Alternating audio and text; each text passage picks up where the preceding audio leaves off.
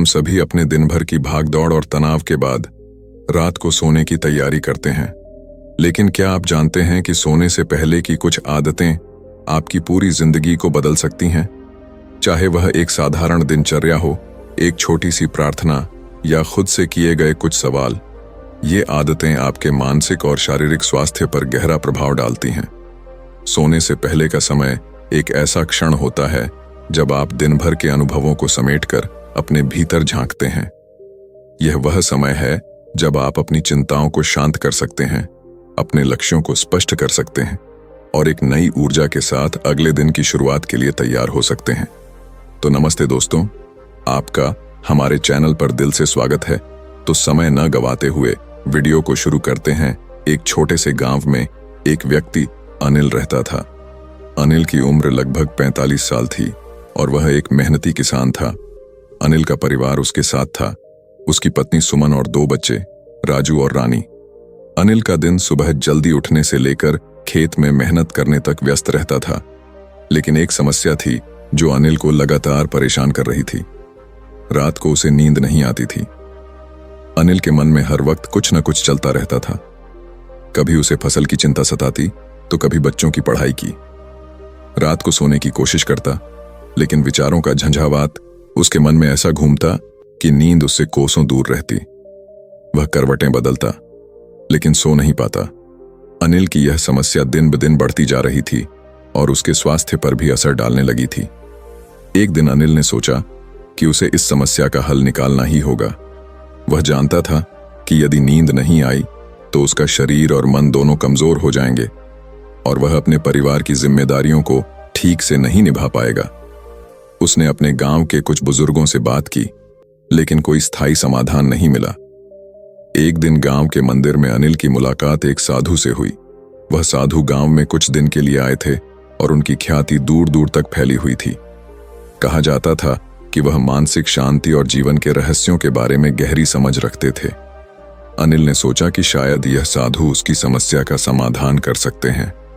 उसने साधु से अपनी समस्या बताई और उनसे मदद मांगी। साधु ने अनिल की समस्या को ध्यान से सुना और फिर मुस्कुराते हुए कहा, पुत्र, तुम्हारी समस्या का समाधान बहुत सरल है, लेकिन इसके लिए तुम्हें कुछ नियमों का पालन करना होगा। तुम्हारे मन में बहुत सारी चिंताएं और विचार हैं जो तुम्हें सोने नहीं देते। इसके लिए सबसे पहले तुम्हें अपने मन को शांत करना होगा। अनिल ने साधु की बातें ध्यान से सुनी। साधु ने उसे कुछ सरल उपाय बताए जिन्हें वह रात को सोने से पहले कर सकता था। साधु ने कहा, पहला, सोने से 1 घंटा पहले भोजन करना बंद करो। दूसरा, दिन भर की सारी चिंताओं को एक कागज पर लिख दो और फिर उस कागज को किसी सुरक्षित जगह रख दो। तीसरा, सोने से पहले ध्यान करो, जिससे तुम्हारा मन शांत हो जाएगा। और चौथा, एक अच्छी पुस्तक पढ़ो जो तुम्हारे मन को सकारात्मक विचारों से भर दे। अनिल ने साधु के बताए हुए उपायों को अपने जीवन में अपनाने का निर्णय लिया। उस रात उसने सबसे पहले ध्यान करने का प्रयास किया।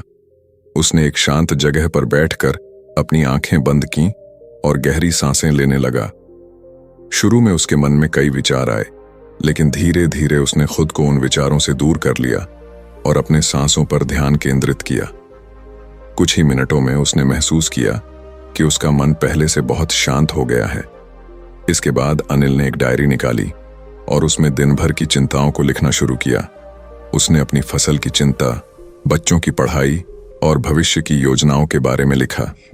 जब उसने लिखना समाप्त किया तो उसे ऐसा लगा जैसे उसके मन का बोझ हल्का हो गया हो।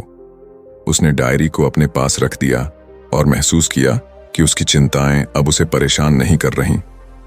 अगले कुछ दिनों में अनिल ने साधु के बताए हुए सभी उपायों को अपनी दिनचर्या में शामिल कर लिया। उसने सोने से पहले भोजन करना छोड़ दिया, अपनी चिंताओं को लिखना शुरू कर दिया, ध्यान किया और एक अच्छी पुस्तक पढ़ने की आदत डाल ली। कुछ ही दिनों में उसने महसूस किया कि उसकी नींद की समस्या धीरे धीरे ठीक हो रही है। अब उसे रात को नींद आने में कोई कठिनाई नहीं होती थी और वह सुबह ताजगी के साथ उठता था।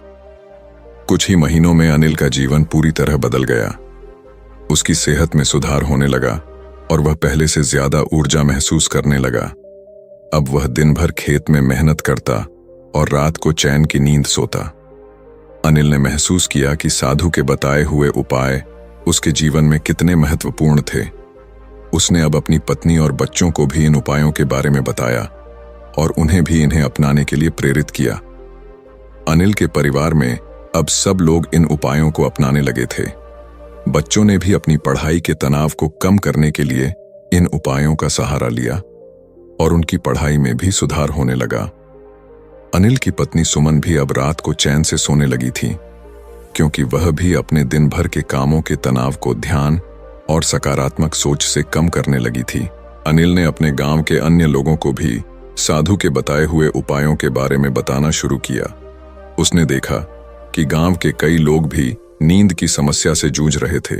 उसने उन्हें साधु के बताए हुए उपायों को अपनाने की सलाह दी और धीरे धीरे ये उपाय पूरे गांव में फैल गए। गांव के लोग अब पहले से ज्यादा खुश और संतुष्ट दिखने लगे थे। कुछ महीनों बाद साधु फिर से उस गांव में आए। अनिल ने उन्हें देखा और उनके पास जाकर उनके पैरों में गिर गया। उसने साधु का धन्यवाद किया और बताया कि उनकी सलाह ने उसके जीवन को पूरी तरह बदल दिया है। साधु ने अनिल को उठाया और मुस्कुराते हुए कहा, पुत्र, मैंने तो तुम्हें केवल रास्ता दिखाया था। असली बदलाव तुम्हारे अपने प्रयासों से हुआ है। जब तुम अपने मन को शांत करने और अपने विचारों को नियंत्रित करने की कला सीख जाते हो, तो जीवन की हर समस्या का समाधान हो जाता है। अनिल अब जीवन के इस नए पाठ को समझ चुका था। उसने महसूस किया कि सोने से पहले की आदतें केवल नींद को ही नहीं, बल्कि पूरे जीवन को संवारने में मदद करती हैं। उसने यह भी जाना कि अगर मन शांत हो तो जीवन की हर समस्या को हल किया जा सकता है।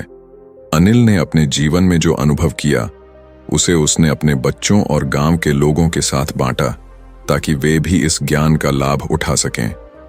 अनिल की यह कहानी उसके गांव में पीढ़ियों तक सुनाई जाती रही। लोगों ने इसे एक प्रेरणा के रूप में लिया और अपने जीवन में इसे अपनाया। इस कहानी ने न केवल अनिल के परिवार, बल्कि पूरे गांव को बदलने में महत्वपूर्ण भूमिका निभाई। इस तरह अनिल की जीवन यात्रा हमें यह सिखाती है कि सोने से पहले की आदतें केवल अच्छी नींद के लिए नहीं, बल्कि जीवन को सकारात्मक रूप से बदलने के लिए भी महत्वपूर्ण होती हैं। यह कहानी इस बात का प्रमाण है कि छोटे छोटे बदलाव भी हमारे जीवन में बड़ा प्रभाव डाल सकते हैं। तो दोस्तों, ये वीडियो आपको कैसी लगी? अगर ये वीडियो थोड़ी ही भी पसंद आई हो तो वीडियो को लाइक और चैनल को सब्सक्राइब जरूर कर देना। तो मिलते हैं अगली वीडियो में। तब तक के लिए धन्यवाद।